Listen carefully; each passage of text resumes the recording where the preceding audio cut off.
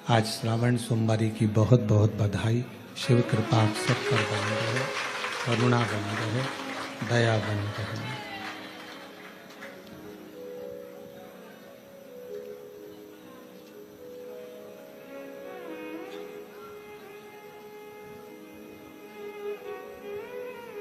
श्रावण का महीना और उसमें सोमवारी का दिन और सोमवारी के साथ में शिव महापुराण की कथा श्रवण करने का सौभाग्य भगवान शिव की कृपा से प्राप्त हुआ है।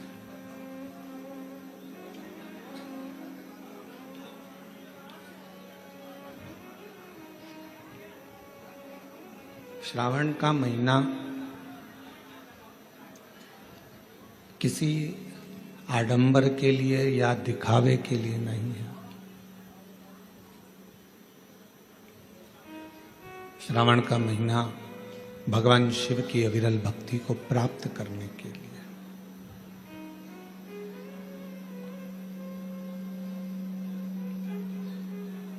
और श्रावण के महीने में शिव जी की अगर भक्ति कर रहे हो तो ये तुम्हारी इच्छा से नहीं। आवाज सेट नहीं है भैया, बिल्कुल भी गला पकड़ रहा है बहुत तेज। सावन के महीने में अगर भगवान शिव की भक्ति कर रहे हो, भगवान शंकर की अविरल भक्ति को धारण कर रहे हो, तो ये आपकी अपनी इच्छा से नहीं हुआ है। श्रावण महीने में अगर शिव भक्ति कर रहे हो, भगवान शंकर की अविरल भक्ति को धारण कर रहे हो, तो इसमें हमारी और आपकी इच्छा नहीं चलती, इसमें देव अधिदेव महादेव की स्वयं की इच्छा चलती है, तो कथा होती है। तो कथा श्रवण कर, ये चल रहे हैं तो कथा श्रवण कर पाते हैं।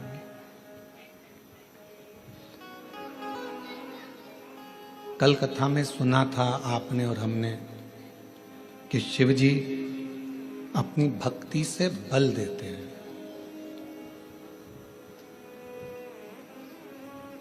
एक अलग से शक्ति, एक अलग से बल आपको और हमको प्राप्त होता है।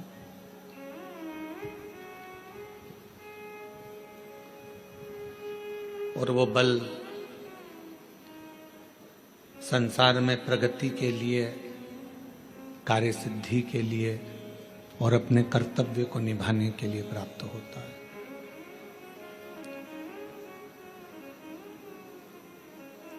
आज का समय, श्रावण महीने में लोग, बहुत सारे लोग ऐसे भी हैं जो बहुत आडंबर दिखावा ज्यादा करते हैं।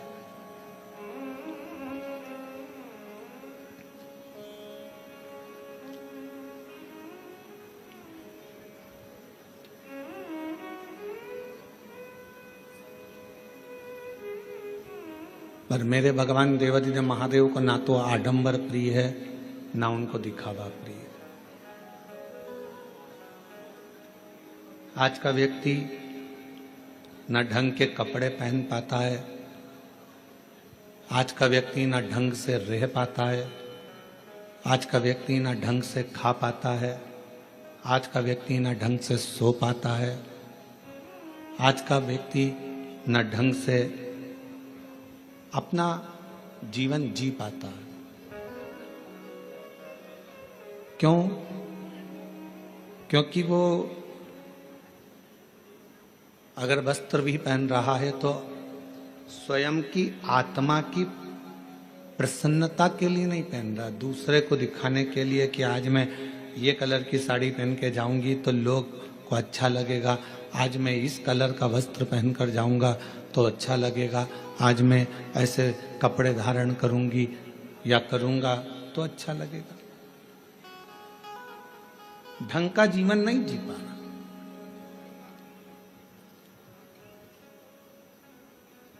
अगर देखा जाए तो इसको ढंग का जीवन नहीं कहेंगे, इसको ढोंग का जीवन कहेंगे।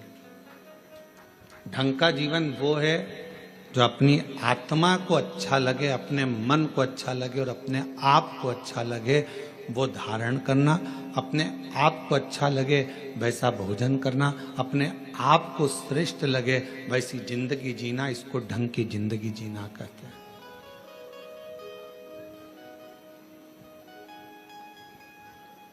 सावन चालू हो गया, कई लोग ऐसे होंगे कि हम सावन के महीने में हमने ऐसा नियम लिया, हमने सावन के महीने में वैसा नियम लिया। शिव जी ने कभी आकर आपके सामने नहीं कहा कि सावन के महीने में तुम ये नियम लेना या ये नियम धारण करना। शिव जी एक बात जरूर कहते हैं कि जैसे ही श्रावण का महीना लगे इतना जरूर करना कि किसी का दिल मत दुखाना और बन सके तो मेरा भजन कर कर शिव की शरणागति में रहकर वृद्धजन, बुजुर्गजन, बड़ोजन का आदर करना सीख जाओ।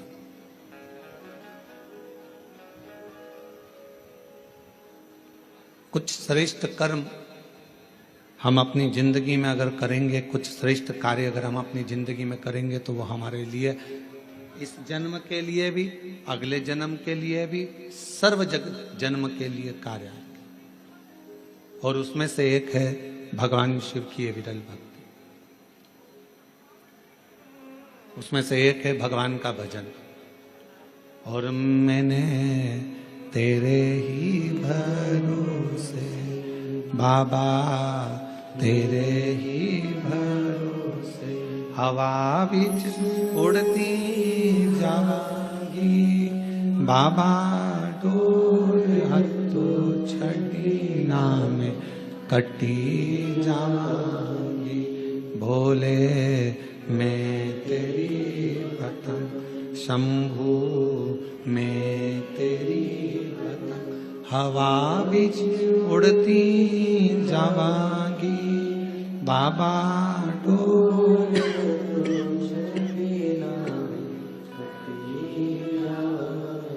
भोले मैं तेरी पतंग, शंभू मैं तेरी।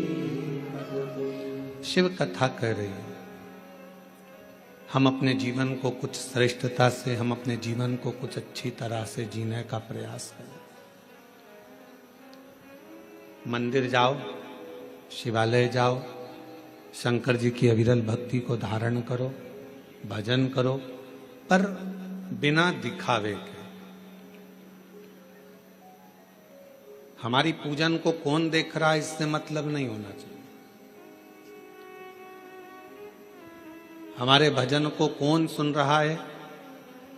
एक बार मीराबाई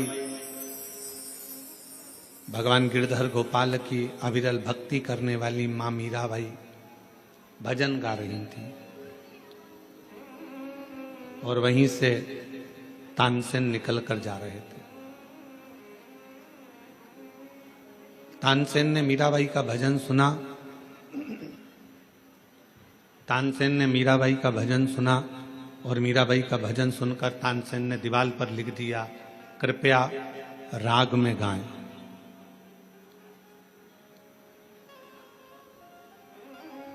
अब तानसेन बहुत बड़ा संगीतकार है,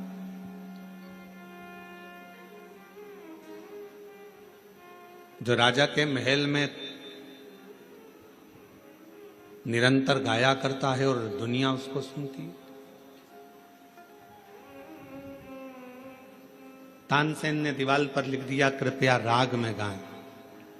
मीराबाई थोड़ी देर बाद वहां से जाने लगी और उसने पढ़ा कि ये लिखा किसने है, तो कहा जो अकबर के दरबार में गाता है वो तानसेन, जिसको दुनिया मानती है, जिसकी गायकी को दुनिया जानती है, जिसकी गायकी को दुनिया जानती है, वो तानसेन ने लिखा है मीराबाई तुम्हारे लिए कि कृपया राग में गाएं। मीराबाई ने कलम उठाई, जहां राग लिखा था उसके आगे अनु लिख दिया। अब कौन सा शब्द हो गया? अनुराग। मीराबाई चली गई और मीराबाई जैसे गई थोड़ी देर बाद तानसेन निकल कर जा रहे थे तो तानसेन ने फिर देखा कि मैंने लिखा था कृपया राग में गाएं, और अब इसमें अनु किसने जोड़ दिया? तो कहा मीराबाई यहाँ से आवाज बिल्कुल ठीक नहीं है, आवाज गूंज रही है, साथ में बिल्कुल आवाज खींच रही है। यहां लिखा किसने? तो कहा तानसेन निकल कर जा रहे थे और उन्होंने लिखा है कृपया। यहां तानसेन निकल कर जा रहे थे, उन्होंने लिख दिया कृपया राग में गाएं। मीराबाई ने उसमें अनु लगा दिया और तानसेन वापिस निकल कर जाने लगे तो तानसेन ने देखा यहां किसी ने लिखा है कि अनु राग में गाएं, अनुराग में गाएं। तानसेन ने मीराबाई के चरणों को पकड़ लिया।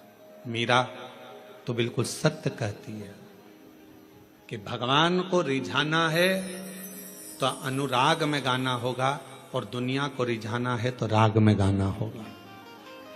दुनिया राग से रिझती है और भगवान अनुराग से रिझता है। परमात्मा को रिझाने के लिए किसी राग की जरूरत नहीं पड़ती है। परमात्मा को रिझाने के लिए किसी वस्तु की जरूरत नहीं पड़ती, किसी दिखावे की जरूरत नहीं पड़ती। उसको तो राग नहीं अनुराग चाहिए। आपकी अविरल भक्ति चाहिए, आपका विश्वास, आपकी दृढ़ता, आपकी लगनता, आपकी एकाग्रता भगवान को चाहिए।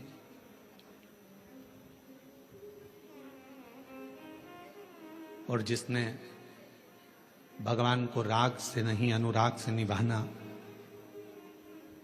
उसको प्रसन्न करना प्रारंभ कर दिया, शिव को सामने एकदम प्रकट पाओ सामने। आज आप और हम सावन के महीने में जो बहुत बहुत एक लोगों का हुजूम देखते हैं, भीड़ देखते हैं, तो जितने भी भीड़ में लोग खड़े हैं उनको एक बात का स्मरण होना चाहिए कि आप उसके मंदिर में खड़े हो जिसको आडंबर पसंद नहीं। आप उसके शिवालय में खड़े हो जिसको दिखावा पसंद है। आप उसके सम्मुख में खड़े हो जिसको किसी वस्तु का मोह नहीं। मोह होता तो सोने की लंका रावण को नहीं देते। मोह होता तो माता लक्ष्मी की मां ख्याति देवी भगवान शंकर के साथ लक्ष्मी जी का विवाह करना चाहती, पर भगवान शिव ने मना कर दिया कि मैं लक्ष्मी से विवाह नहीं करूंगा। कि मोह होता तो लक्ष्मी से विवाह होता, सोने का महल होता। मोह होता तो कुबेर को जो धन दिया वो सारा धन शिव का होता।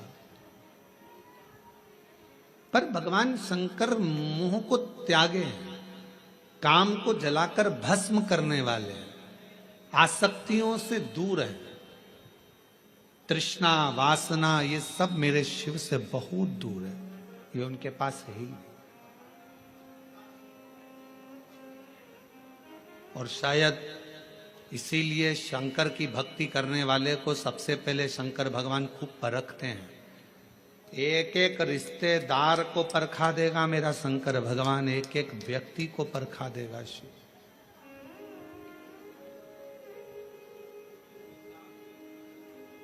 यदि आप शंकर जी की भक्ति कर रहे हो तो सारे रिश्तेदार को परखाएगा। अभी आप ये महाकाल भक्त मंडल कोरबा वालों से पूछना, इन्होंने सबके हाथ जोड़ लिए होंगे, भैया भैया भैया कुछ करो, भैया कुछ करो। बड़े बड़े कुर्सी पर बैठे हुए से लेकर छोटे से छोटे के भी जाकर कहा होगा, भैया अब तो कुछ करो, कथा होना चाहिए, पंडाल लग गया है, कुछ करिए। पर शिव बहुत परीक्षा लेता है। वो दिखा देता है कि किसी के करने से कुछ नहीं होता, जो शिव चाहता है वही होता है, इसके सिवाय कुछ नहीं। जो शंकर चाहेगा, जो ओघड़दानी चाहेगा, जो मेरा शंभु, जो मेरा त्रिकालदर्शी, मेरा कैलाशी अविनाशी शिव चाहेगा वही होता।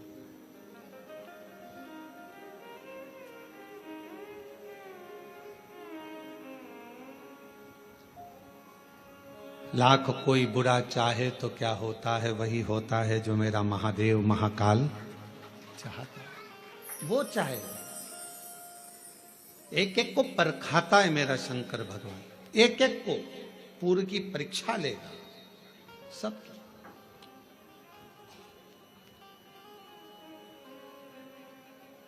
और वो देखेगा कि आप कितने मेरे अधीन हो,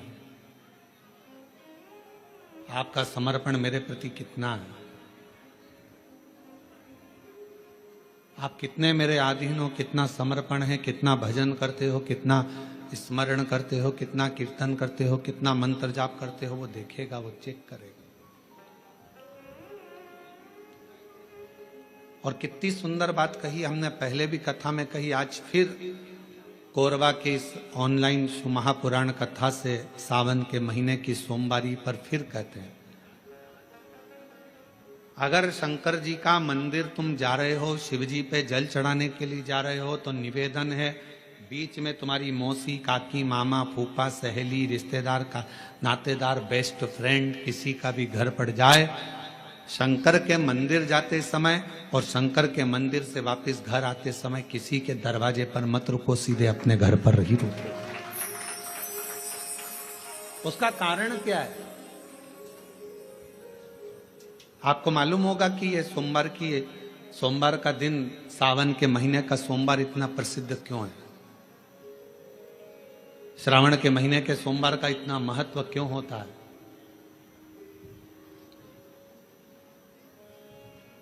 उसका एक कारण है, सावन के सोमवार का इतना महत्व क्यों है? सारे सोमवार होते हैं, सारे श्रावण सोमवार का दिन होता है, सारे सोमवार मान्य होते हैं, पर सावन के सोमवार की इतनी महत्वता क्यों है, किस लिए? और शायद हमको लगता है कि जितने भी आस्था चैनल पर कथा सुन रहे हैं, जितने फेसबुक यूट्यूब पर कथा सुन रहे हैं, जितने अपने अपने मोबाइल पर सोशल मीडिया में कथा सुन रहे हैं, हमारे को लगता है कि उनको भी नहीं मालूम होगा कि सावन के सोमवार की इतनी महत्वता क्यों है, किस लिए? सावन के सोमवार की महत्वता इसलिए है कि भगवान देवाधिदेव महादेव का विवाह ख्याति देवी लक्ष्मी जी से करना चाहती थी, पर माता लक्ष्मी ने, भगवान शिव ने माता लक्ष्मी का चेहरा देखा, पढ़ लिया कि ये तो भगवान नारायण का स्नेह है, और भगवान नारायण लक्ष्मी जी से विवाह करना चाहते। और दोनों के विवाह की बात भगवान देवाधिदेव महादेव ने माता ख्याति देवी से कह दी कि इनका विवाह करो। अब माता लक्ष्मी जी ने बड़ा निवेदन करा, आपने हमारा विवाह भगवान नारायण के साथ में कर दिया, हमारे मन की बात को रख लिया, बड़ी कृपा करी भोले बाबा, मेरा मन है मैं आपके चरणों की सेवा करूं, मुझे कोई सेवा आपकी बताओ। शिव मंदिर में कभी भी जाकर पंडित जी से मत पूछना कि यहां की कोई सेवा मुझे बताओ। भगवान के अन्य मंदिर होंगे तो वहां जाकर पूछना, देवी जी के मंदिर में यहां सेवा बताओ, राम जी के मंदिर में पूछना यहां सेवा बताओ, भगवान कृष्ण के मंदिर में पूछना हमारे लिए कोई सेवा बताओ, भगवान दत्त के मंदिर में पूछना हमारे लिए सेवा बताओ।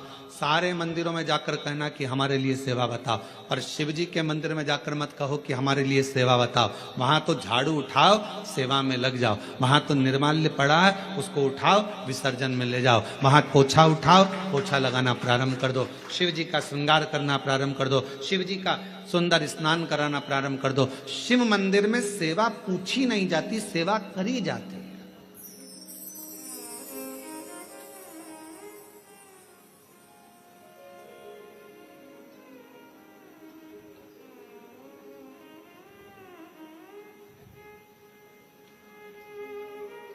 वहां सेवा करना पड़ती है। एक राज सिंहासन पर बैठने पर, एक कुर्सी पर बैठने पर, एक पद पर बैठने पर आपका कर्तव्य है कि आप बीच राह में से निकल कर जा रहे हैं, राज्य में से निकल कर जा रहे हैं, कोई दुखी आपको दिख रहा है, कोई गलत कार्य हो रहा है, आप अच्छे सिंहासन पर बैठे हैं, पद पर बैठे हैं, कुर्सी पर बैठे हैं, प्रतिष्ठा में बैठे हैं, आपकी बात दुनिया मानती है, तो आप उस गलत चीज को, गलत काम को हटाकर कुछ अच्छा कर सकते हो। आपको करना है, आप सेवा के लिए तत्पर रहें।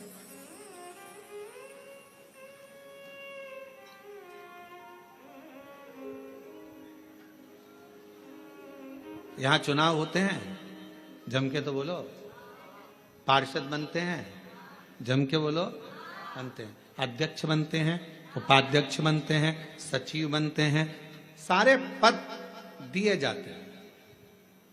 एक विधायक का भी पद दिया जाता है, सांसद का भी पद दिया जाता है, अध्यक्ष का भी पद दिया जाता है, पार्षद का भी पद दिया जाता है, सरपंच का भी पद दिया जाता है। और ये पद केवल एक जगह पर नहीं, पूरी दुनिया में दिए जाते हैं। क्यों दिए जाते हैं?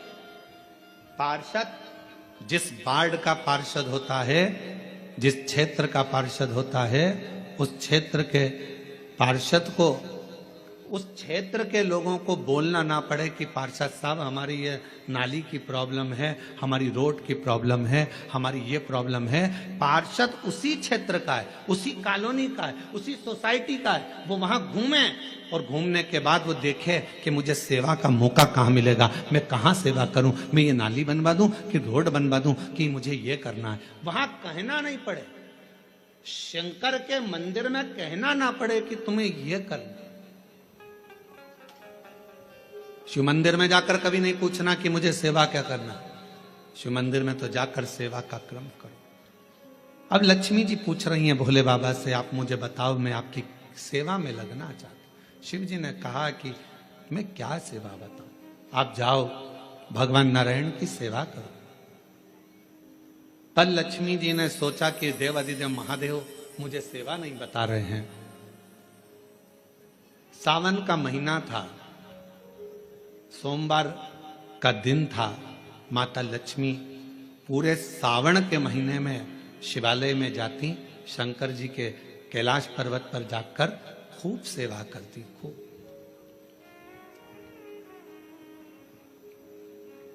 प्रथम सोमवारी निकल गई, द्वितीय सोमवारी निकल गई, तृतीय निकल गई, चतुर्थ आ गई। सोमवारियां निकलती चली गई। सावन का आखिरी सोमवार, देवाधिदेव महादेव प्रसन्न हो गए, लक्ष्मी को बुलाया। हे लक्ष्मी, पूरी दुनिया में केवल महासंबोधन मेरे नाम के आगे लगा है, लोग मुझे देवाधिदेव महादेव कहते हैं। सारी पुराणों को केवल पुराण कहा जाएगा, पर शंकर की पुराण को भी महासंबोधन से संबोधित किया जाएगा, शिव महापुराण। लक्ष्मी, मुझसे जो जुड़ा हुआ है, मेरे नाम के आगे महासंबोधन लगा हुआ है, लोग मुझे महादेव कहते। पर लक्ष्मी, तूने पूरे श्रावण के महीने में मेरी सेवा करी है, और आज सोमवारी के दिन तूने मेरी अविरल भक्ति को धारण करा है। बिना पूछे सेवा में, बिना दिखावे के तल्लीनता से सेवा करी है। मैं अपना महासंबोधन दुनिया में किसी को नहीं देता, आज तुझे दे रहा हूं। और लक्ष्मी केवल लक्ष्मी नहीं रही, उस दिन से लक्ष्मी मां लक्ष्मी। लक्ष्मी केवल लक्ष्मी नहीं रही, उस दिन लक्ष्मी महालक्ष्मी के संबोधन से प्रकट हो। आज महासंबोधन लक्ष्मी जी को अगर किसी ने दिया तो भगवान देवाधिदेव महादेव ने दिया। और वह महासंबोधन कब मिला? सोमवार की, इस श्रावण के सोमवारी के दिन जो हम व्रत करते हैं, साधना करते हैं, उपास करते हैं, अर्चना करते हैं, पूरे वर्ष आप सोमवार का व्रत करते हैं कि नहीं करते वो पता नहीं, पर सावन के महीने में 4-5 जो भी सोमवार पड़ जाएं, अगर उस पर अगर आपने व्रत कर लिया, व्रत को धारण कर लिया या शिवालय के जाकर भगवान शंकर की आराधना कर ली, तो पूरे वर्ष के सोमवार का फल सावन के महीने के 5 या 4 सोमवार में प्राप्त होगा।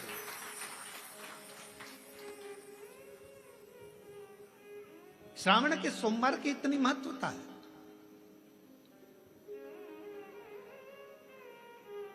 कल एक बहन ने पत्र लिखा था कि सावन महीने की इतनी महत्वता क्या है।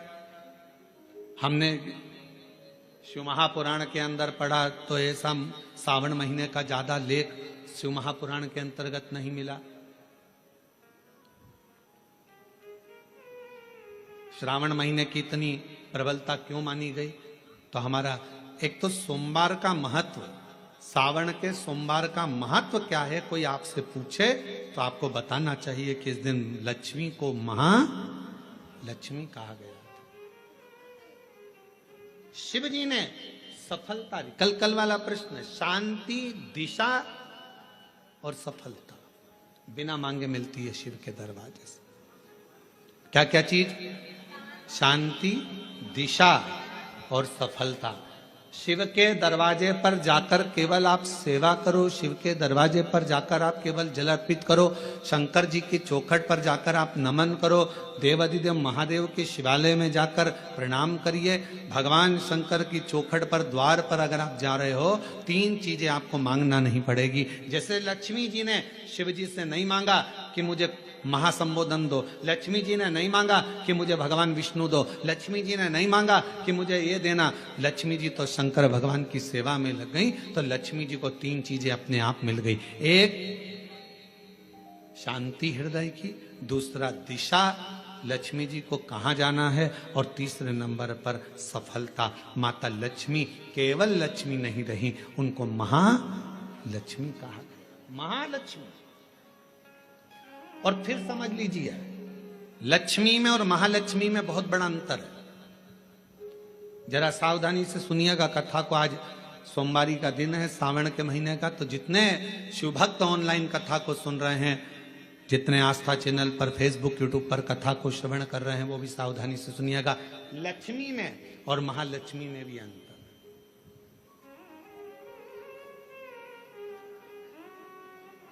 लक्ष्मी मां आती हैं तो तुरंत चली जाती है। लक्ष्मी आती हैं तो तुरंत चली जाती है। लक्ष्मी बहुत समय तक तिजोरी में, अलमारी में टिकती नहीं है। पर वही लक्ष्मी भगवान विष्णु जी के आदेश से, भगवान शंकर की कृपा से हमारे घर में आती हैं, तो वो महालक्ष्मी कहलाती है।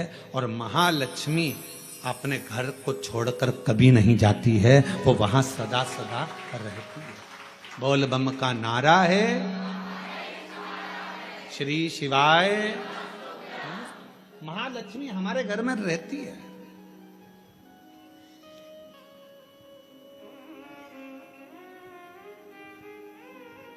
शंकर जी के मंदिर में अगर आप 1 लोटा जल चढ़ाने जा रहे हो, बड़े दुखी हो, तकलीफ में हो, पैसा नहीं है, धन नहीं है, वैभव नहीं है, सोमवार के दिन आप जल चढ़ा रहे हो, तो माता लक्ष्मी को भगवान शंकर ने यह वचन दिया है, वर दिया है कि लक्ष्मी, अगर तू मुझे मेरे मंदिर में आई है तो मैं तुझसे बस केवल, तू कहती है सेवा, सेवा तो तुझसे मांगता हूं, जो मेरे मंदिर में जल चढ़ाने आए, लोटा भरकर जल चढ़ाकर, उसका जो लोटा है, उसका जो पात्र है, उसका जो कलश है, वो खाली हो जाएगा। उस समय वो खाली अपने भवन की ओर ना जाए, उसमें लक्ष्मी स्वयं बैठकर उसके दरवाजे तक जाए। शंकर मंदिर में कई लोग कहते हैं, गुरुजी अगर कोई खाली बर्तन सामने से आता है तो वो तो अपशगुन होता है। खाली पात्र अगर देखते हैं जाते समय तो अपशगुन होता है। पर शिव महापुराण की कथा कहती है, कोई महिला, कोई बच्चा, कोई स्त्री, कोई पुरुष, कोई घर का बेटा, बहू, बेटी, कोई आदिक वृद्ध जन भी अगर मंदिर में शंकर जी के जल चढ़ाकर लोटा लेकर आ रहा है, तो वो लोटा, वो पात्र कभी खाली नहीं माना जाता, उसमें महालक्ष्मी का वासा माना जाता है, उसमें लक्ष्मी का प्रवेश माना जाता है। वो महालक्ष्मी से परिपूर्ण है। क्यों? तो आप लोगों को बार बार कहते हैं कि वहां से आओ तो थोड़ा सा पानी लेकर आना, अपने घर में छिटना, क्योंकि इसमें महालक्ष्मी विराजमान हो जाती है। महालक्ष्मी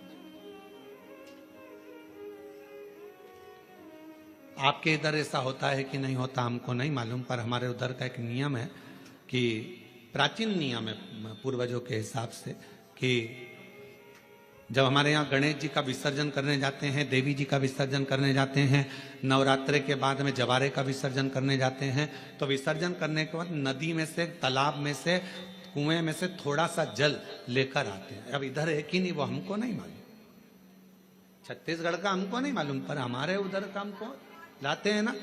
तो वो जल लेकर आते हैं अपने घर पे, अपने द्वार पर, अपने दरवाजे पर, अपने बगीचे में, सब दूर जल को थोड़ा थोड़ा छीट देते हैं। क्यों? किस लिए? काय के लिए? तो हमारे शास्त्र वर्णन करते हैं कि जब हम किसी देवता को विसर्जन कर कर आते हैं तो उनके कृपा का जल, उनकी करुणा का जल, उनकी वात्सल्यता का जल, उनके स्नेह का जल हम भर कर लाते हैं और अपने द्वार पर, अपने घर पर छींटते हैं। उनकी करुणा का जल। ये एक पत्र है, देखो,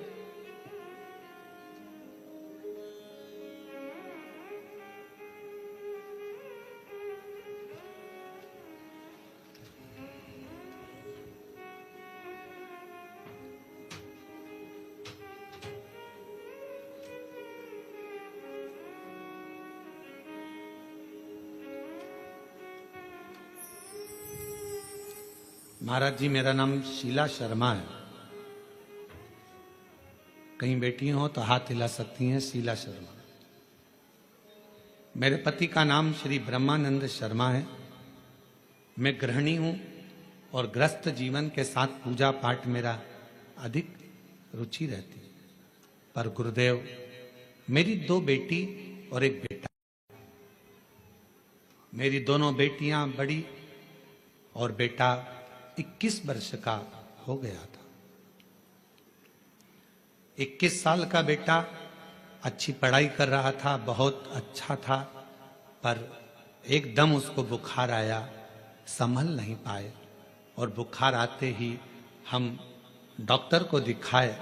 दिखाने के बाद डॉक्टर ने हमें बड़े हॉस्पिटल भेज दिया, पर बुखार उसके सिर पर चढ़ गया और वो 21 साल का लड़का मर गया। गुरुदेव, 21 वर्ष की अवस्था में मेरा बेटा चले गया। पागल जैसी मैं हो गई। कई लोग, समाज के लोग आड़ा टेढ़ा कहते, सब लोगों ने पूजन पाठ बंद कर दिया, सब अपशब्द कहते, ताना देते। बेटे के वियोग में मेरा परिवार पूरा टूट गया था, क्योंकि एक ही लड़का था। अब किसी ने कहा तुम्हारी जिंदगी बर्बाद हो गई। किसी के कहने पर पहली बार आपकी कथा सुनना प्रारंभ करी। मैं सुध में नहीं रहती थी क्योंकि मेरा स्वास्थ्य ठीक नहीं रहता, पर मेरे रिश्तेदारों ने, पड़ोसियों ने कहा कि एक बार प्रदीप मिश्रा कथा कहता है, उसको सुनो तो। गुरुजी, मैं आपको नहीं जानती थी, पर पहली बार कथा सुनी और बाबा से बस टीवी के सामने बैठकर मैंने इतना ही कहा कि डॉक्टर अब बोल रहे हैं कि मैं मां नहीं बन सकती, क्योंकि ना तो मैं मां अब बन पाऊंगी, शादी को 24-25 साल हो गए, अब कैसे मां बनूंगी।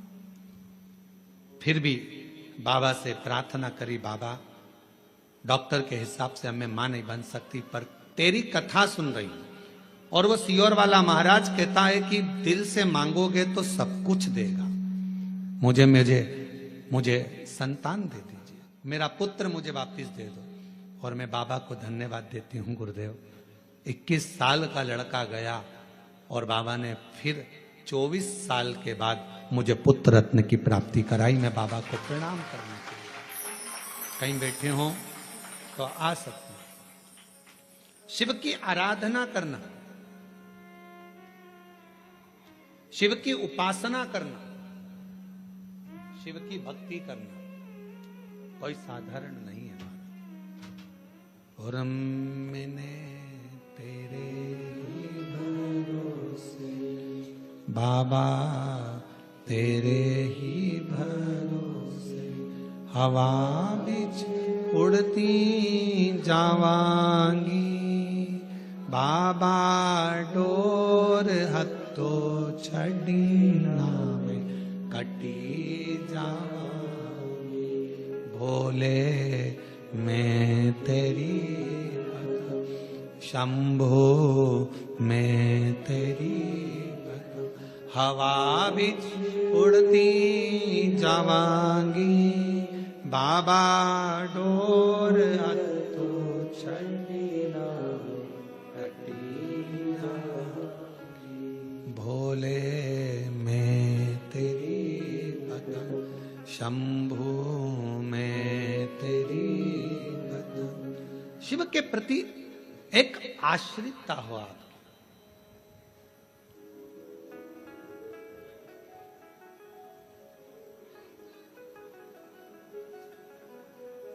हमें अपने घर में केवल लक्ष्मी नहीं, हमें अपने घर में क्या बुलवाना है? महालक्ष्मी, जो टिके, रुके, रहे और जिनकी करुणा, जिनका आशीर्वाद, जिनकी कृपा की दृष्टि हम पर बनी रहे।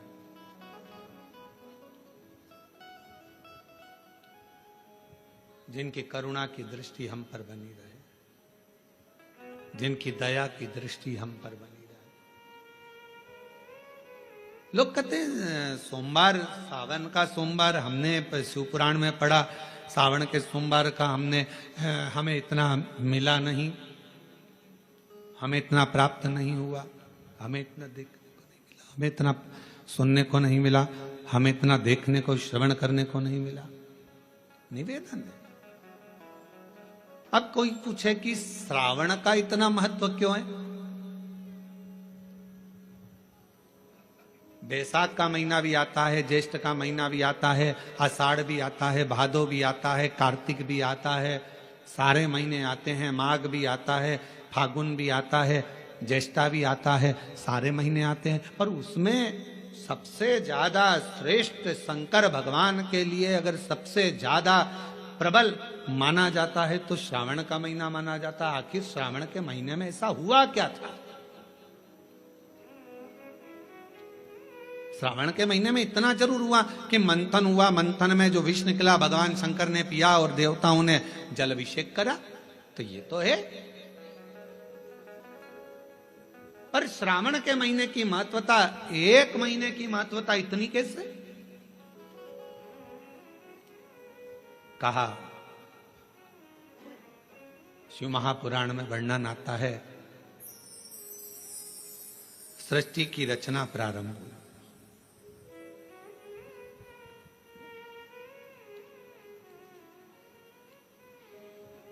और सृष्टि की रचना में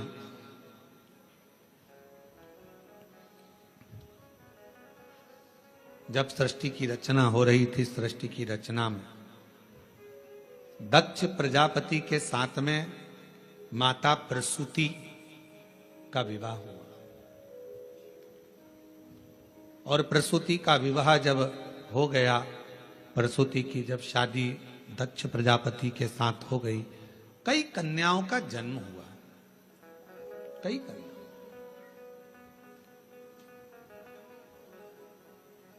बेटों का भी जन्म हुआ, कन्याओं का भी जन्म हुआ।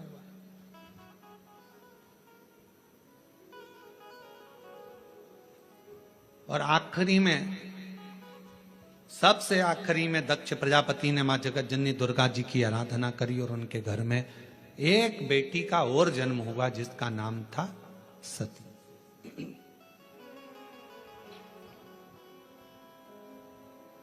सती का विवाह हो गया शिव जी के साथ में। यह कथा तो आप और हम हर कथा में श्रवण करते हैं। सती जी का विवाह। अब विवाह होने के बाद में एक बार दक्ष प्रजापति ने सारे देवताओं को बुलाकर एक सभा रखी। उस सभा में इधर की साइड में भगवान नारायण बैठे हुए थे और इधर की ओर भगवान शिव बैठे हुए थे।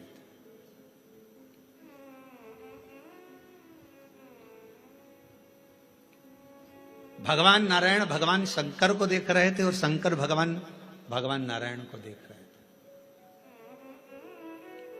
अब दुनिया वालों को कौन समझाए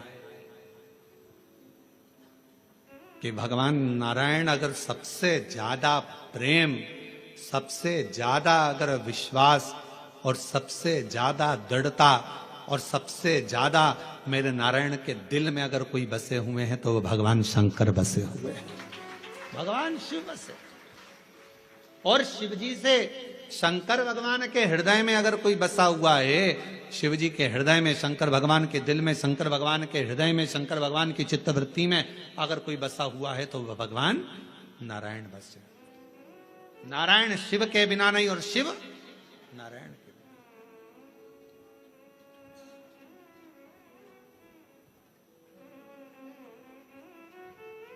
कितनी बड़ी बात लिखी है शिव महापुराण के अंदर। कोई राम को मानने वाला यदि शिव का अपमान कर देता है तो भगवान राम उसे जिंदगी में कभी दर्शन नहीं देते।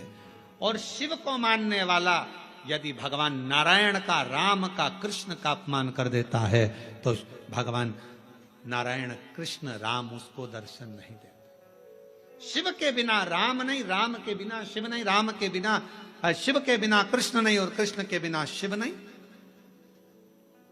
अब कई लोग कहते हैं हमारे पूजन के घर में, हमारा छोटा सा पूजन का मंदिर है घर के अंदर, गुरुजी उसमें लड्डू गोपाल बैठे हैं, उसमें मुरलीधर भगवान बैठे हैं, उसमें कृष्ण कन्हैया बैठे हुए हैं। क्या हम शंकर भगवान का शिवलिंग मंदिर के अंदर रख सकते हैं? तो हम उनसे पूछते हैं तुम्हें मना किसने करा, पहले उसका नाम बताओ कि मंदिर के अंदर शंकर भगवान का शिवलिंग नहीं रखना चाहिए।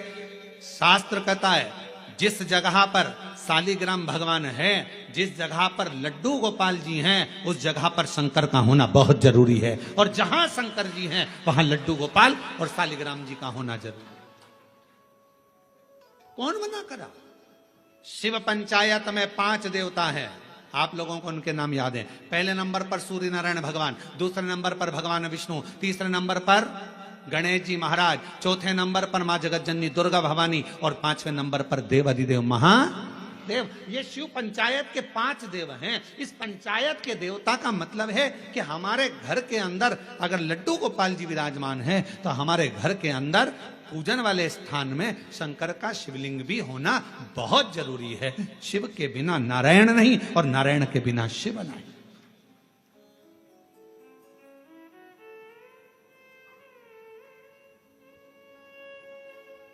अभी श्रावण के महीने में हम रोज पाठ करते हैं। सुबह का समय पाठ करते हैं, फिर शाम के समय भी थोड़ा थोड़ा पाठ का जो सुबह पढ़ते हैं। तो आशीष जी बोले कि गुरुजी आप जो पाठ करते हैं उसमें से थोड़ा थोड़ा सा व्याख्यान सब जनमानस को मिले। तो अभी 2-4 बार से आप लोगों के पास आ भी रहा होगा पढ़ते हुए पाठ कि हम जो पढ़े वो आपके सामने हम उसको उंगली फेर कर बता देते हैं कि हमने शिव पुराण के इस पृष्ठ से ये बात को लेकर बोला है, उसका स्मरण। और जो लोगों को वो नहीं मिलता हो तो हमारी सोशल मीडिया पर आकर जो हम पाठ करते हैं उस पाठ की उंगलियां चलते हुए पूरा पाठ करते हुए बताते हैं कि श्री शिवाय नमस्तुभ्यम का जल चढ़ाने का, जल पीने का, प्रसाद पाने का, शंकर जी का कौन सा शिवलिंग कब पूजना चाहिए, कौन से शिवलिंग का क्या अनुष्ठान हो सकता है, शंकर जी को क्या चढ़ाना चाहिए, वो सब उस पाठ में बता देते। और पूरे सावन के महीने में आपको मिलेगा। प्रयास करेंगे कि पूरे सावन के महीने में आपको वो पाठ का छोटा छोटा अंश आपके पास तक पहुंचे। और यदि आपके पास पहुंचता है तो आप भी दूसरे तक पहुंचाने का प्रयास। कम से कम सावन के महीने में लोग उस शिव महापुराण के अंश को पढ़ेंगे तो सही साथ स्मरण। शिव तत्व कह रहा है, भगवान शंकर का चरित्र कह रहा है कि नारायण के बिना भगवान शिव खाली हैं और शिव नारायण के बिना और नारायण शिव के बिना खाली, दोनों। बस इतना याद रखो, घर के अंदर जो शिवलिंग रहता है वो ज्यादा बड़ा नहीं होना चाहिए। अपनी हथेली पर अपने हाथ को रखो, अंगूठे को ऊंचा करो। इससे बड़ा शिवलिंग घर के अंदर, इससे बड़ा शिवलिंग नहीं होना चाहिए। इससे छोटा होगा चलेगा, इसके बराबर का होगा चलेगा, इससे कम होगा चलेगा, छोटे से छोटा होगा चलेगा, पर इससे बड़ा शिवलिंग घर के अंदर नहीं, फिर घर का आंगन हो, घर के बाहर हो, तुलसी का क्यारा हो या अन्य जगह पर कहीं तुम वृक्ष के नीचे, क्यारी के नीचे उसको रख सकते हो, उसकी पूजन कर सकते हो, उसमें क्या।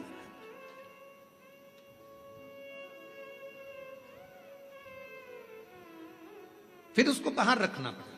पर छोटा सा शिवलिंग है, बिल्कुल छोटा है, पारद का है, सोने का है, चांदी का है, पाषाण का है, नर्मदेश्वर है, काले पाषाण का है, लकड़ी का है, चीनी का है, दर्पण का है, कांच का है, जो भी शिवलिंग है वो आपके घर के अंदर विराजित है, वो आपके घर के। अब इधर नारायण बैठे थे, इधर भगवान शिव। आज सोमवारी की कथा है और पूरी दुनिया के लोगों को यह कथा सुनना है कि सोमवार, और सोमवार का तो वर्णन आपको कर दिया, श्रावण भगवान शंकर को इतना प्रिय क्यों है। और लोग कहते हैं हमने पुराण में पढ़ा तो कहीं श्रावण का इतना बहुत सारा महत्व नहीं मिल पाया, पर इतना महत्व श्रावण का क्यों। पूरे महीनों में 12 माह में श्रावण की महत्वता इतनी क्यों। इधर मेरे नारायण, इधर मेरे भगवान शंकर, शंकर भगवान नारायण को देख रहे हैं, शंकर भगवान को नारायण, दोनों एक दूसरे को देख रहे हैं, दोनों के हृदय में एक दूसरे विराजमान है, एक दूसरे।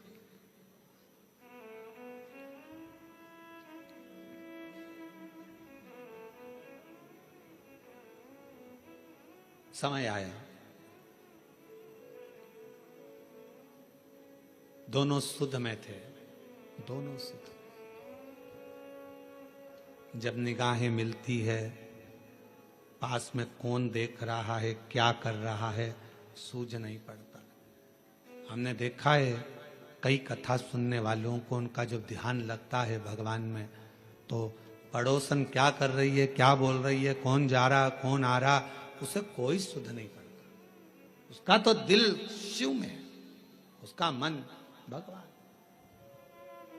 और ये हमने पहले की बात है, बहुत पहले की, लगभग हो गए होंगे 30-32 साल के लगभग में, जब हम एक बार छिपरा में कथा करने के लिए गए थे।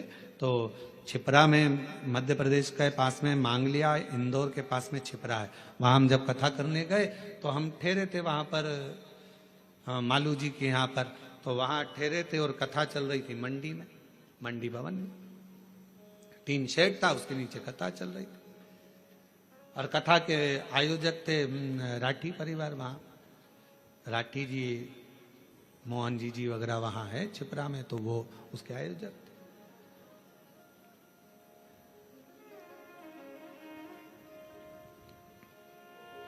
बेलपत्र देने का समय आया, एक जीजी आई, खड़ी हुई, और जो खड़ी हुई तो उसकी जो साड़ी में फाल लगी थी, ऐसी एक पट्टा लगा रहता है साड़ी के अंदर, वो फाल बाहर थी और साड़ी पूरी उल्टी थी। अब हमारे उसके चरण की साइड हमारा देखना हुआ, तो देखने में उसके सिर पर भी जो वो फाल थी, वो सिर के ऊपर ऐसा फाल का पट्टा था। अब हमने कहा जीजी, ओ जीजी, तो जीजी बोली हाँ गुरुजी। हमने कहा आज तो तुमने साड़ी को उल्टा पहन लिया। तो कहा नहीं गुरुजी, मैं तो सीधी पहन कर आई हूँ। हमने कहा सिर पे पल्लू है, जरा देखिएगा। तो फाल का पट्टा ऊपर था, साड़ी उल्टी थी। उसने कहा ओ बाप रे, ये मैं कहाँ पहन के आ गई, लोग तो मुझे हंसे होंगे। तो मैंने पूछा जीजी एक बात बताओ कि तुम ये साड़ी उल्टी पहन क्यों आई। तो कहा गुरुजी कथा के चक्कर में आगे बैठना था, इस चक्कर में मैंने कहा जल्दी पहनूं जल्दी पहनूं जल्दी पहनूं, और जल्दी के चक्कर में वो साड़ी उल्टी हो गई। हमने कहा जीजी आप चिंता मत करो, आज आप साड़ी का पल्लू उल्टा करी हो ना, मेरे देव अधिदेव महादेव जब तुम पर तकलीफ आएगी तुम उसके लिए उल्टा सीधा कैसा भी भजन करने के लिए अपनी सुध भुलाकर उस महादेव के लिए आई हो ना, एक ना एक दिन मेरा महादेव भी आपके लिए खड़ा मिलेगा। क्यों चिंता, क्यों विचार करना, क्यों सोचना कि हमने वो कई लोग क्या कहेंगे। हमने कहा आग लगे बस्ती में अपन रहो मस्ती में।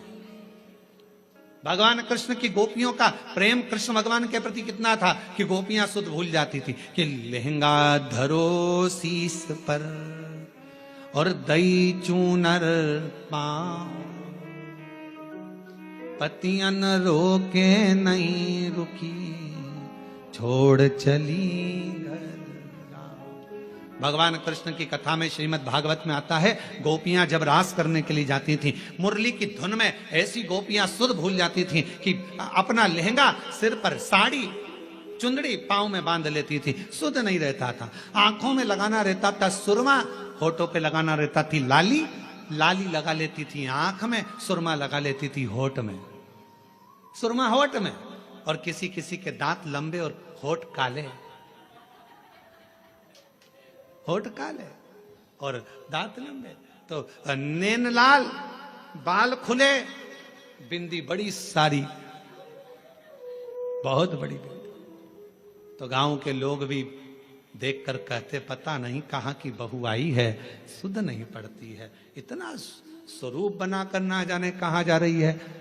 तो एक बार खुद के पति मिल गए, पति ने कहा ऐसा रूप रखकर कहाँ जा रही है, तो कहा भगवान के साथ रास करने। तो भगवान के साथ रास करने जाएगी, तेरा रूप देखकर भगवान भाग जाएंगे। इतने में कहा नहीं नहीं नहीं, वो मुरली का धरने वाला है, वो बंसी बजाने वाला है, वो मेरे बाहर का रूप नहीं देखता, वो मेरे भीतर के रूप से मुझे पुकार लेता है, वो भीतर का देखता है, बाहर के रूप से परमात्मा कभी प्रसन्न नहीं है।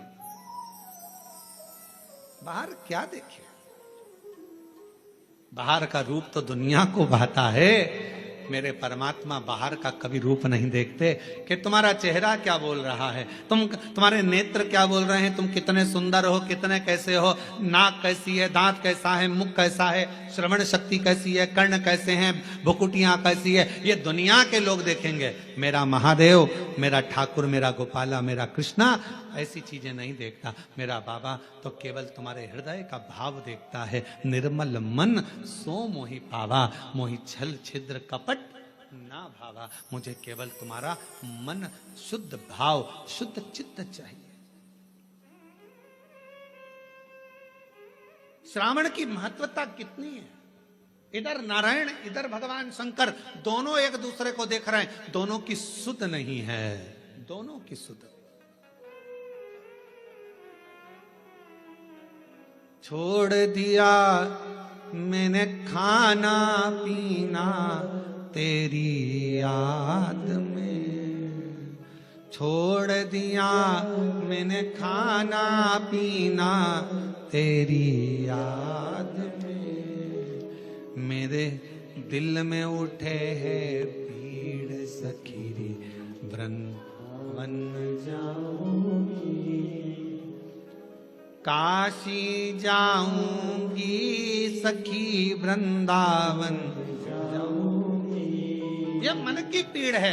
कोई कहे मुझे ब्रज जाना है, कोई कहे मुझे काशी जाना है, कोई कहे मुझे यहाँ जाना है, कोई कहे मुझे वहां जाना। ये भीतर की पीड़ा है, भीतर की पीड़ा, भीतर की। और नैन मिले त्रिपुरारी से, मैं उनकी हो गई, नैन मिले त्रिपुरारी से, मैं उनकी हो गई, मेरे नैनन बरसे नीर सखी, में काशी जाऊंगी, मेरे नैनन बरसे नीर सखी, में काशी जाऊंगी, मेरे मन में नहीं है धीर सखी, में काशी जाऊंगी, और काशी जाऊंगी सखी, में सीहोर जाऊंगी, काशी जाऊंगी सखी, में सीहोर जाऊंगी, मेरे मन में नहीं है सखी, में काशी जाऊंगी।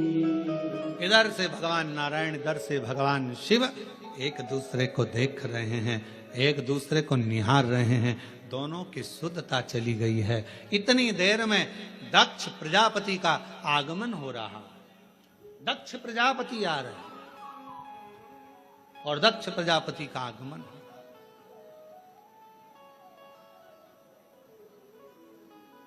अब जरा विचार करना, दिल लग गया शिव में, मन लग गया शंकर जी के मंदिर में। कई माताएं आज भी ऐसी हैं, छत्तीसगढ़ की बात कर रहा हूं मैं, बाहर की अन्य जगह का तो सुध ही नहीं है। छत्तीसगढ़ में भी आज भी कई माताएं ऐसी हैं, मंदिर जाती है, सवेरे से नहाई धोई, जल्दी से लोटा भरा, पास में मंदिर था, पहुंच गई। अब उसे यह भी नहीं मालूम कि मैं चप्पल पहनी कि नहीं पहनी, उसे यह भी नहीं मालूम मैं दरवाजा बंद करा ना करा।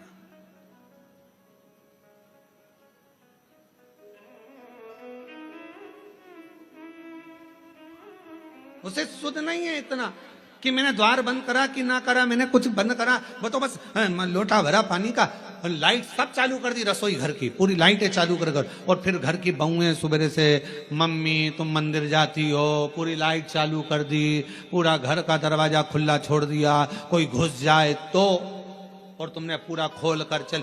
आज भी कई माताएं छत्तीसगढ़ में, मध्य प्रदेश में, राजस्थान, गुजरात, पंजाब, हरियाणा, दिल्ली, कहां कहां का, उत्तर प्रदेश, ना जाने कहां कहां जितने शिव भक्त हैं, आज भी तुम्हारे साथ में ये हो जाता है कि तुम्हें सुध नहीं रहती। चली लोटा भरा, पहुंच गई मंदिर में, और मंदिर में जाने के बाद ये भी नहीं देखती कि टाइम कितना हो रहा, समय,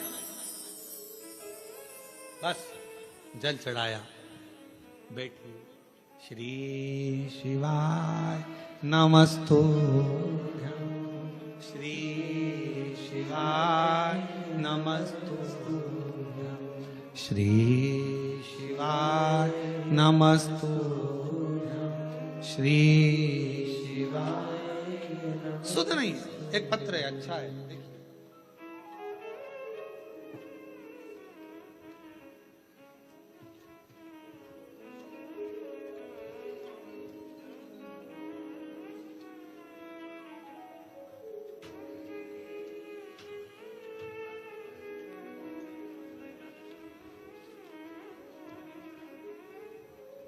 शीला राठौर, पति बुद्धेश्वर राठौर, न्यू अमरैया पारा, कोरबा की निवासी हूँ। कहीं बैठी हो तो बेलपत्र लेने के लिए आ सकती हूँ। मेरी तबीयत 2 फरवरी 2024 को सीने में बहुत तेज दर्द होने पर प्रारंभ हुआ। डॉक्टर के पास जाकर दिखाया, सोनोग्राफी और कुछ टेस्ट कराने पर रिपोर्ट देखकर बीमारी का, कैंसर की बीमारी का अंश आया। ये बात सुनकर मन बड़ा दुखी हो गया कि ये बीमारी कैसे हो सकती है। रायपुर के कैंसर हॉस्पिटल में इलाज चला, इलाज तो प्रारंभ हो गया पर आराम लग नहीं रहा था। डॉक्टर ने कहा कि कितना समय रहोगी, कोई भरोसा नहीं। तभी बीच में मेरी बेटी ने कहा, वो प्रदीप मिश्रा महाराज का प्रवचन आता है, टीवी पर कथा कहता है, अगर दिल से सुनी जाए तो वो बाबा झोली भी भरता है बच्चों के। तभी 16 फरवरी 2024 में रायपुर में जब कैंसर का इलाज शुरू हुआ, 24-25 फरवरी को मेरे भतीजे को सीहोर में भेजा, वहां से रुद्राक्ष मंगवाया, उसका पानी शिव को चढ़ाकर पीना प्रारंभ किया। पशुपति नाथ का व्रत 2 बार करा और बाबा से प्रार्थना करी, बाबा किसी को बीमारी नहीं, ये बीमारी कैसे लग गई।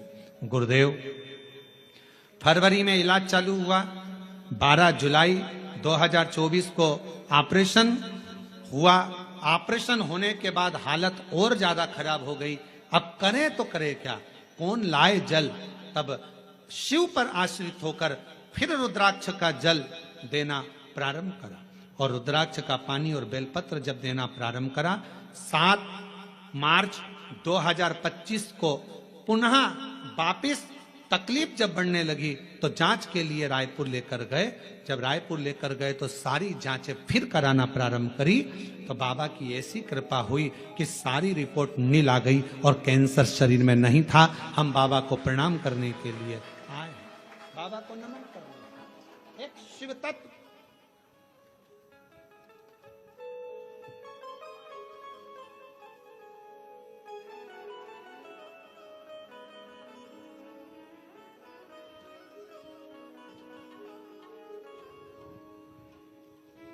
एक पत्र और बड़ा सुंदर है। मेरा नाम सपना जायसवाल है, मेरे पति का नाम आशीष जायसवाल है। मैं छत्तीसगढ़ कोरबा कटघोरा से आई हूं। गुरुजी, मैं बाबा का क्या गुणगान करूं। 2 साल पहले बच्चादानी में गठान हो गई थी और डॉक्टर के हिसाब से वो ठीक नहीं थी। ऑपरेशन का डॉक्टर बोल रहे थे, तभी किसी के कहने पर आपकी कथा सुनना प्रारंभ करा। ऑपरेशन करना पड़ेगा, डॉक्टर बार बार यही बात बोलते रहे। मेरी माता ने बताया कि आप प्रदीप मिश्रा कथा करता है, आस्था चैनल पर आती है, शिव महापुराण की कथा है, उसको दिल से सुनो। हमने वो कथा सुनना प्रारंभ करा, शिव जी के मंदिर जाना चालू करा। बेलपत्र और पानी, रोज बेलपत्र चढ़ाती, उसे कुंदकेश्वर महादेव के नाम से खाती और हॉस्पिटल में भी बाबा को प्रणाम करती। आज मैं बाबा को धन्यवाद देने के लिए आई हूं कि डॉक्टर से जब दूसरी जांच कराई, टेस्ट कराया, तो मेरे गर्भाशय की गांठें गल चुकी थी और मेरी सारी रिपोर्ट नॉर्मल आई है। मैं बाबा को प्रणाम करने के लिए छोड़ दिया मैंने खाना पीना तेरी याद में, छोड़ दिया मैंने खाना पीना तेरी याद में, मेरे मन में उठे में आशी जाओगे, मेरे मन में उठे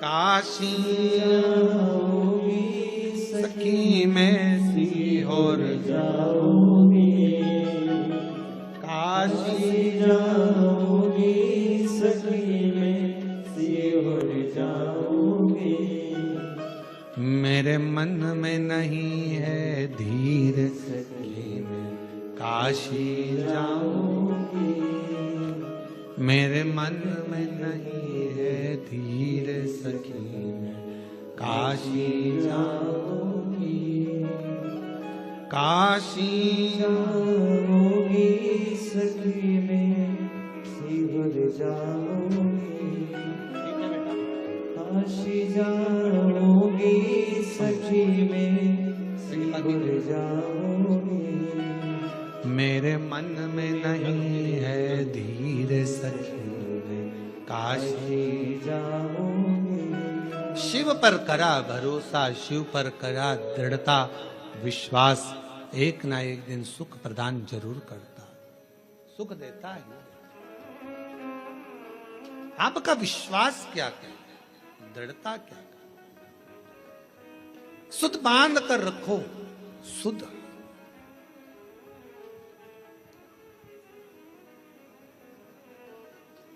इधर भगवान विष्णु है, इधर भगवान शिव है, दोनों का ध्यान एक दूसरे के प्रति है, एक दूसरे।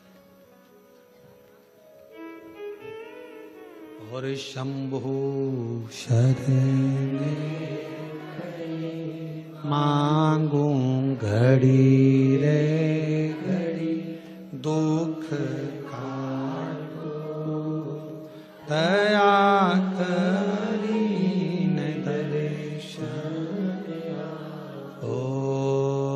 शंभु शरण मांगू दुख काटो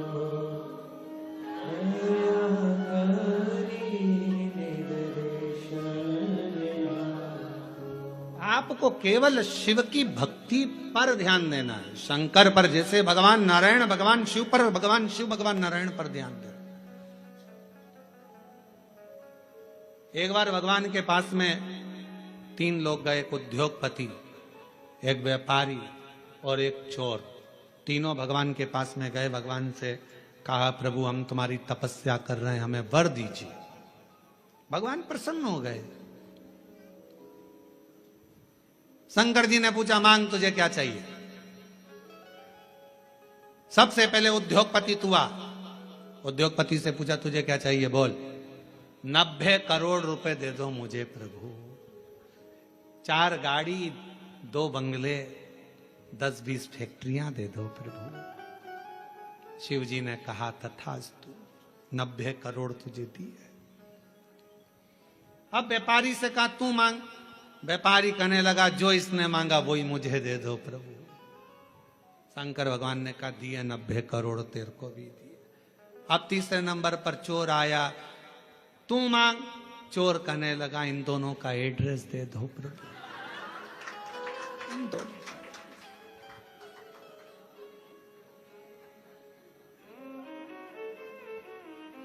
क्योंकि आपसे कहूं कि उद्योगपति ने जो मांगा वो दो तो 90 करोड़ मिलेंगे, और अगर कहूं तो व्यापारी ने जो मांगा वो दो तो 90 करोड़ मिलेंगे। इसलिए कृपा करो दोनों का एड्रेस दे दो। चोर बोला दोनों का एड्रेस मुझे दे।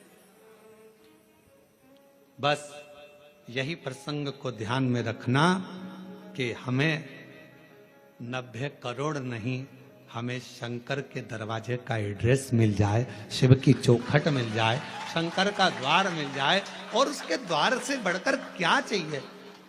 प्रभु तेरा साथ न छूटे रे भोले, तेरा साथ न छूटे रे, और छूट जाए संसार भोले, तेरा हाथ न छूटे। प्रभु तेरा, सब बोलो सब, प्रभु तेरा साथ न छूटे, ओ भोले तेरा साथ न छूटे, छूट जाए प्रभु तेरा हाथ न छूटे। संगी छूटे साथी छूटे सब कोई छूटे रे, संगी छूटे साथी छूटे सब कोई छूटे, और छूट जाए परिवार प्रभु तेरा साथ ना छूटे। बस तू ना छूटे, ये सब छूटने वाले नाते रिश्ते कुटुंब कबीले एक ना एक दिन सारे के सारे छूट जाएंगे, पर तू ना छूटे। ये बड़ी कृपा तेरी बनाए रखना, तेरी करुणा बनाए रखना, तेरी दया बनाए रखना। तू साथ होगा तो फिर कोई चिंता नहीं। रिश्ते तुम्हारे पास में जैसे जैसे वैभव बढ़ेगा, धन बढ़ेगा, संपदा बढ़ेगी, फैक्ट्रियां बढ़ेगी, काम बढ़ेगा, लोग तुम्हें पूछना चालू करेंगे, तब लोग तुमसे ईर्ष्या करने वाले भी बढ़ेंगे। कोई दूसरे नहीं, अपने ही बढ़ेंगे।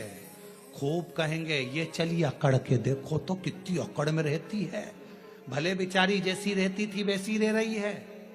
फिर भी लोग कहेंगे अकड़ में रहती है। 2-4 फैक्ट्री खुल गई तुम्हारी, 1-2 राइस मिल खुल गई, ये खुल गया वो खुल गया, 2-4 बंगले बन गए, तो लोग कहेंगे बताओ पहले तो कैसे कैसे मिलते थे, आजकल तो मिलते ही नहीं। अरे भाई जब इतनी फैक्ट्रियां, कामकाज बढ़ा है तो काम बढ़ा है तो समय कहां मिलेगा। पहले की बात दूसरी थी, फ्री थे तो मिल लेते थे, उसमें क्या दिक्कत, इसमें अकड़ की कौन सी बात है।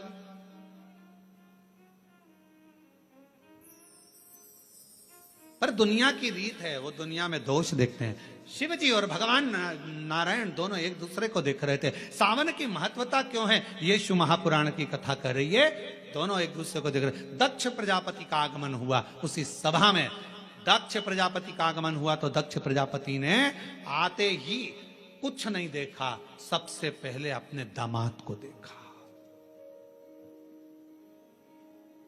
ऐसा होता है, किसी किसी के 4-5 दामाद होते हैं ना, 2-4 दामाद, 2 हो 4 हो 3 हो जितने भी हो, उसमें एक दामाद तो बहुत पैसे वाला है, बहुत करोड़पति, अरबपति, धनपति, ससुर का ध्यान उस पर नहीं जाता। और एक दामाद जो बहुत, लड़की रोज घर पे आकर बोलती थी मम्मी वो तो ऐसा करते हैं, मम्मी वो तो वैसा करते हैं, मम्मी वो तो जैसे ही दामाद दिखा वैसे ही दक्ष प्रजापति का ध्यान शिव जी पर गया।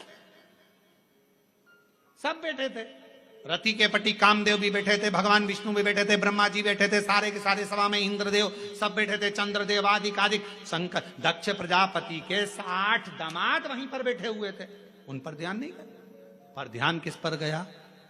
भगवान विष्णु भी सुध में थे, उन्होंने भी प्रणाम नहीं करा था। शंकर भगवान नारायण की सुध में थे, उनने प्रणाम नहीं करा, और उनका ध्यान किसी पर नहीं गया और शंकर जी पर गया। ये दुनिया की रीति है, नियम है। दुनिया के लोग आप पर बड़ा ध्यान रखते हैं, बड़ा। खुद क्या कर रहे हैं उससे मतलब नहीं है, पर तुम क्या कर रहे हो उससे मतलब है।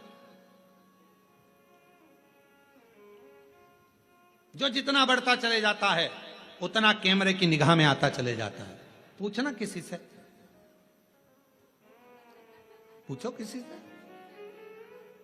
हाँ, तुम्हारे बीच में महापौर जी बैठी, इन्हीं से पूछ लो। हाँ, इनसे ही पूछ लो। चुनाव नहीं लड़ा था उससे पहले ये कहीं पर भी चले जाएं, कहीं पर भी जाएं, कैसी भी बैठ जाएं, कैसे भी खा ले में, कैसे भी रह ले में, पर जब महापौर बन गए तो फिर थोड़ा कोई शब्द भी बोलना है तो बड़ा सोच कर बोलना पड़ेगा, नहीं तो मीडिया बहुत ध्यान रखना पड़ता है, बहुत स्मरण। कोई सोशल मीडिया पर ये ना आ जाए, कोई बात ना आ जाए, कोई बात ना आ जाए। अब हम तो इतनी छाट कर बड़ी मुश्किल से सोच सोच कर विचार कर पूरी पुराणों को पढ़कर कथा लेकर आते हैं और उसको यहाँ बाजते हैं, तो भी लोग बैठे बैठे यही सोचते रहते हैं इसमें गलती कौन सी निकालना है।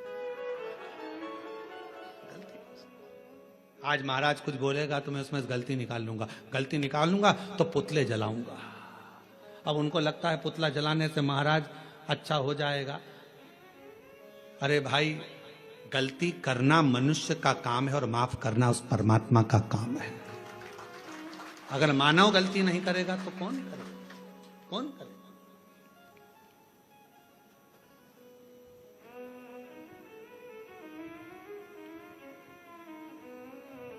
आप कितना भी अच्छा, पहले का समय और अब के समय में अंतर है। एक पार्षद भी अगर बेचारा चुनाव लड़ता है, भले वो पार्षद है, पर पहले इधर उधर चले जाता था, मिल लेता था, जुलता और कुछ भी बोल देता था। अब उसको भी सोचना पड़ता है, क्योंकि बोलूंगा पद है, प्रतिष्ठा है, बोलूंगा कुछ ना कुछ हो जाएगा। अध्यक्ष हो गया, उसको सोचकर बोलना पड़ता है। अगर समाज का कोई अध्यक्ष बन जाता, कोई अग्रवाल समाज का बन गया, कोई खंडेलवाल समाज का, कोई साहू समाज का, कोई अन्य समाज का अध्यक्ष बन गया, उसको भी सोच समझ के बोलना पड़ता है, बहुत ध्यान रखना पड़ता है। उसी तरह पहले तुम बहू थी, कुछ भी बोल देती थी चल जाएगा, अब तुम्हारी बहू आ गई, तुम सास हो गई, 50 बार सोचना पड़ता है कि मेरे बोलने पर मेरी बहुओं पर क्या असर पड़ेगा।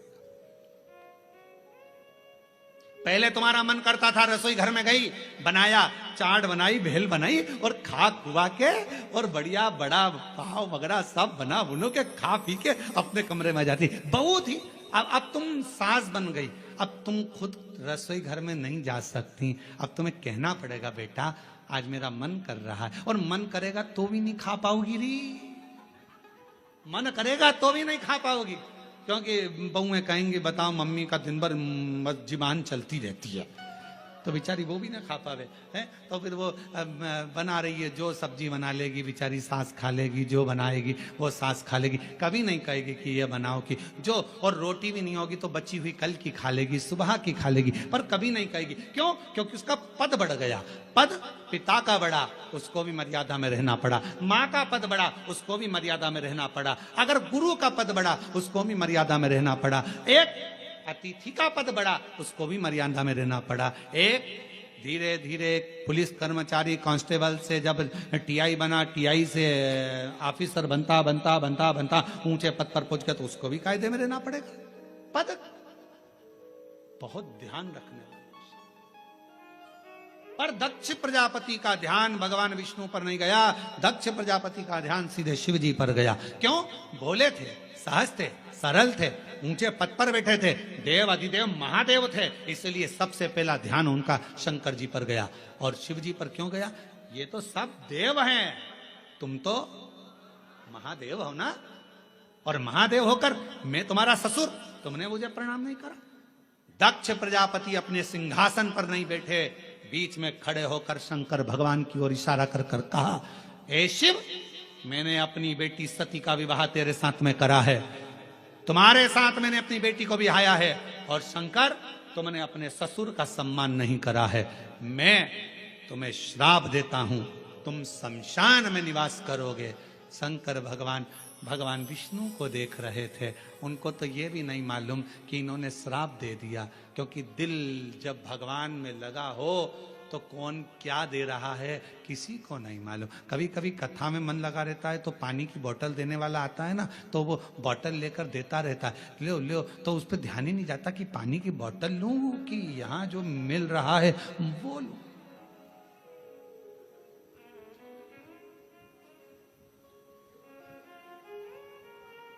जो मिल रहा है। जितनी चीजें ब्रांडेड थी वो मरने पर काम नहीं आती। ब्रांडेड घड़ी मरोगे तब काम आएगी क्या? अरे बोल दो तो नहीं। ब्रांडेड सोफा,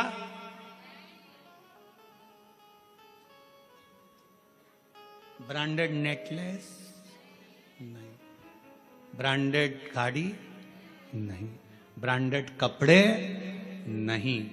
जो ब्रांडेड थी वो सब पड़ी रही।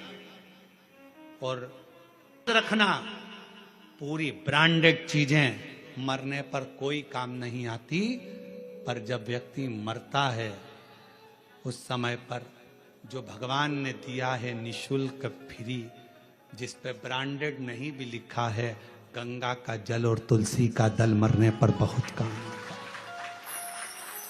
ये ब्रांडेड वस्तुएं एक ना एक दिन छूट जाती हैं। ब्रांडेड वस्तुओं का कोई मोल तत्व नहीं है, मृत्यु के समय पर सब पड़ी रह जाती हैं। पर जो मेरे देवाधिदेव महादेव ने दिया, जो प्रबल है, जो प्रखर है, गंगा का जल संपूर्ण विश्व का कल्याण करने वाला है। गंगा का जल संपूर्ण जगत का उद्धार करने वाला है। गंगा का जल भगवान शिव के मस्तक का जल संपूर्ण ब्रह्मांड का कल्याण करने वाला है।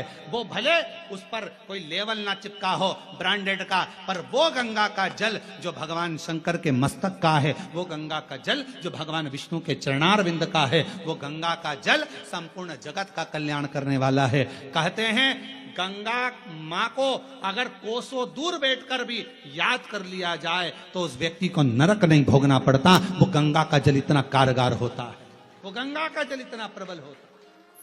ब्रांडेड कपड़े, ब्रांडेड वस्तुएं, ब्रांडेड सामान सब पड़ा रह जाता है, पर वो गंगा का जल जिसको निःशुल्क मिल रहा है, पृथ्वी पर निरंतर बह रहा है, वो गंगा का जल मरते समय अगर मुख में आ गया, तुलसी का दल मुख में आ गया, तो तुमको फिर वापिस जन्म नहीं लेना पड़ता। स्वयं परमात्मा की शरणागति की ओर जीव चला जाता। स्वयं कहां वस्तु है, कहां? और हमेशा ब्रांडेड ब्रांडेड करते रहते। देखो रेमांड का है,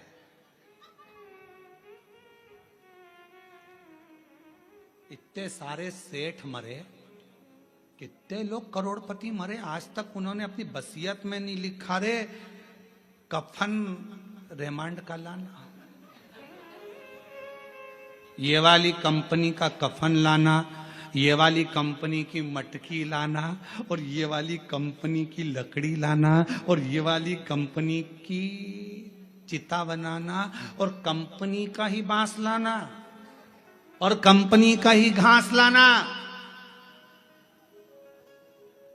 पूरी जिंदगी अपने शरीर का नाप देते रहे, ऐसा कपड़ा बनाना, ऐसा कपड़ा बनाना, ऐसा कपड़ा बनाना, पर मरने के बाद जब कफन का कपड़ा लेने के लिए, अर्थी पर बांधने का कपड़ा लेने के लिए कोई संसार का व्यक्ति जाता है ना, बस जाकर कह देता है भैया कपड़ा दे दो। उसने नहीं पूछा कि नाप कितना है, उसको मालूम है कितना नाप का है। मरने के बाद नाप नहीं देखा जाता, मरने के बाद तो नपा नपाया शरीर है, नपा। इसलिए निवेदन है, 4 कंधे 40 कंडे कोई भी दे देगा, कोई भी 4 कंधे 40 कंडे तो कोई भी दे देगा, पर वो 4 भुजानाथ और 4 हाथ वाले से मिलाने वाला कोई नहीं मिल पाएगा, वो नहीं मिल पाएगा। ये तो कोई भी दे देगा, किसी का मन होगा दे दिया, चलो बेचारा जा रहा है कोई नहीं है साथ दे दो, कौन देगा? सब दे देंगे। यहां भी वहां भी दोनों ओर है, दोनों दोनों। ब्रांडेड वस्तुओं का त्याग कभी कभी ये भी अपने अंदर एक प्रतिज्ञा करो, सावन का सोमवार है, 5 सोमवार मैं गंगा का जल पीऊंगी। करो प्रतिज्ञा। नहीं प्रतिज्ञा, 5 सोमवार में एक दिन साबूदाने की खिचड़ी खा लूंगी, एक दिन चिप्स खा लूंगी, एक दिन सिंगाड़ा के आटे का हलवा और खीर। अभी आज का तो सोमवार निकलने दो महाराज, अगले सोमवार की फिर तैयारी हो जाएगी। अब अगले सोमवार क्या क्या खाऊंगी। रात को पति से पूछा अब मैं अगले सोमवार क्या खाऊं। पति भी हाथ जोड़कर बोला मेरे प्राण मत खा, बाकी के तुझे जो खाना है खा, शांति रख, मेरे प्राण मत खा, शांति।